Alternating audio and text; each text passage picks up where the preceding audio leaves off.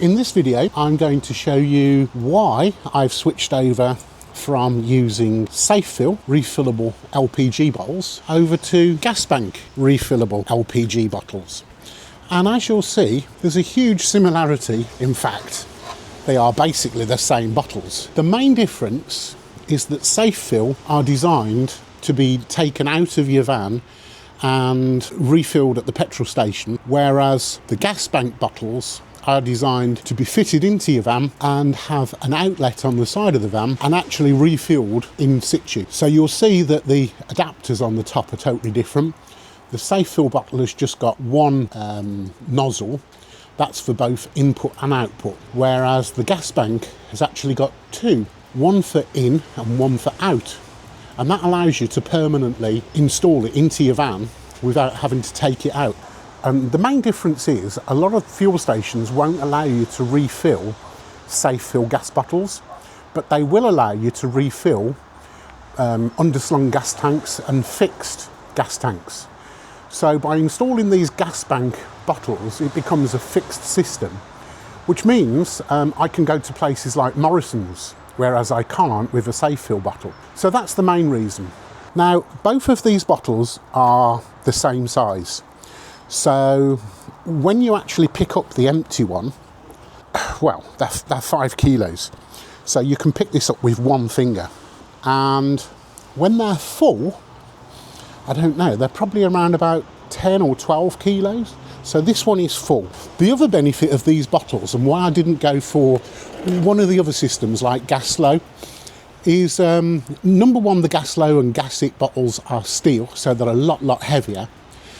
Number two, you'll see that these are made of composite. That's what makes them so light. But also, if you shine a light through there, you can actually see the level of gas.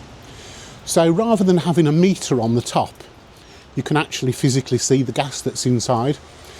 The big benefit of using these refillable bottles is the fact that using standard colour like this, one of the problems is when you're going away on a trip, you want to know that you've got enough gas.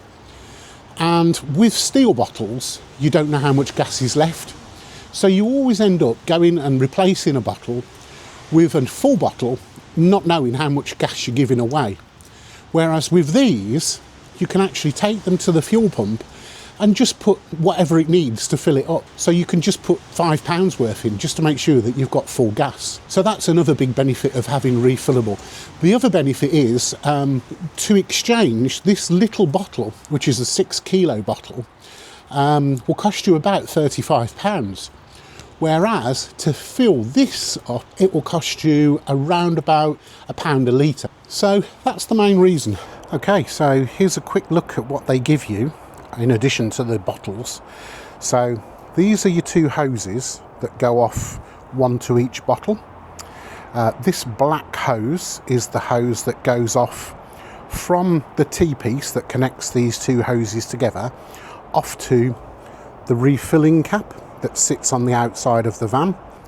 So this sits inside the filling cap, and this is what you connect the filler onto when you're at the garage. These are various connectors that go on the hoses. They're all compression connectors, so you don't need any special tools. They've got olives in here, which I'll show you how they connect shortly. And various clips and screws and stuff. They also give you the drill. So this is the mandrel, and the mandrel connects onto this core drill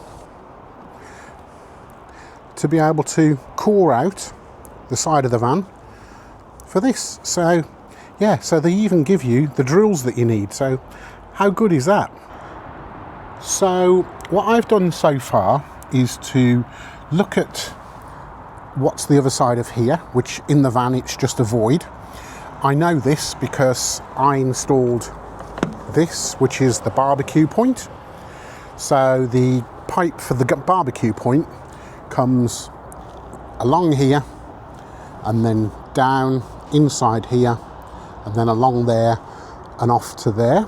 So I know that because I fitted it, and I've measured the space between here and here, which is basically here. So I know that there's a wall effectively coming down there. And then I've measured the distance between here and here, which is these lines. And basically I've drawn a square, and the centre point is where I'm going to drill, which will basically mean that the filling cap will come around about there. And I've checked on the other side to make sure that there's nothing there, and there isn't.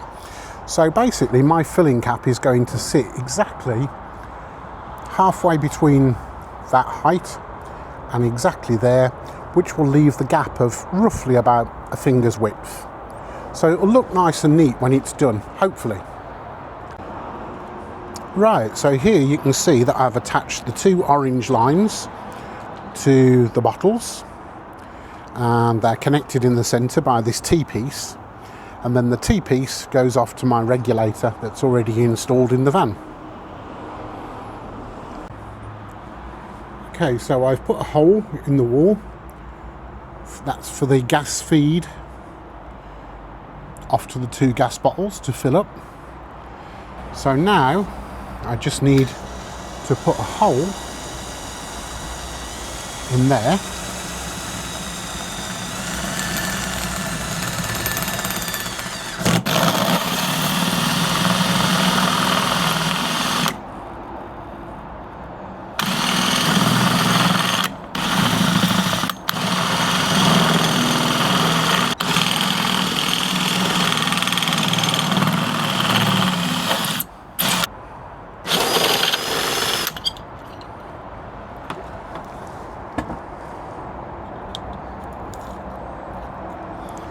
There we go.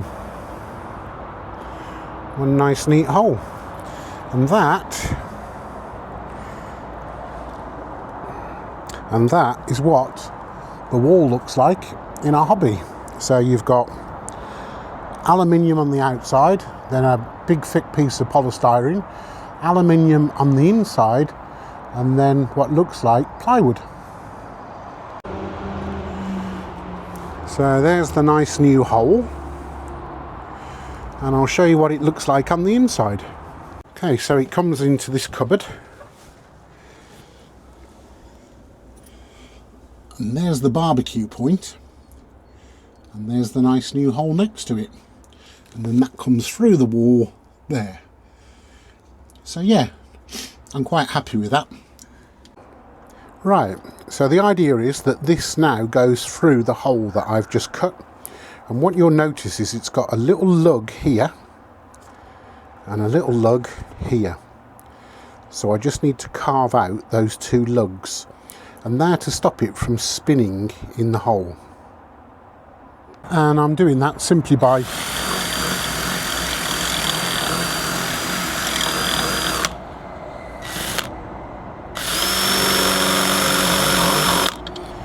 and there you go, there's the two little lugs carved out. There we are, perfect. And then I just need to put some Sikaflex behind there. I think that's quite neat. Okay, so as I said earlier, they give you all the connectors. So here as an example is how you fit the connectors. So that goes on first. Then this olive goes on next. This is a compression joint. So you don't need any special tools other than a spanner. And then this goes onto there, okay, and then this comes up, and then this goes over that and compresses this so it's nice and tight. Right to the end, and then that goes over that onto the thread and then compresses it. Just like that. And then obviously when you get to the edge, just use a spanner to tighten it up, and then that will be a gas tight seal. So the job is done, and I've taken it to the filling station and I've had it put some gas in. So what you'll see here, and there's the second bottle at the back. All the hoses are connected, they're all nice and tight. So basically you can isolate each tank. So what they advise is turn one of the tanks off and leave one of them on, and then when the one that's empty, when the one that you're using goes low or empty, switch it over to the other one, and then you always know that you've got a full tank. So the black hose is going off to the filling point, and the orange hoses are going off to the van. And I don't know whether you'll see it here. No, you can't. I've shone the light behind it. You might be able to see it, but yeah, you can see through there and see how much gas is in there. And to test it, I use this leak detector spray. So you spray this on the joints, and then you turn the gas on, and if it bubbles up, you know that you've got a leak. There's the filling point, nice and neat, and yeah, all works perfectly. So another job well done. Time for the next job.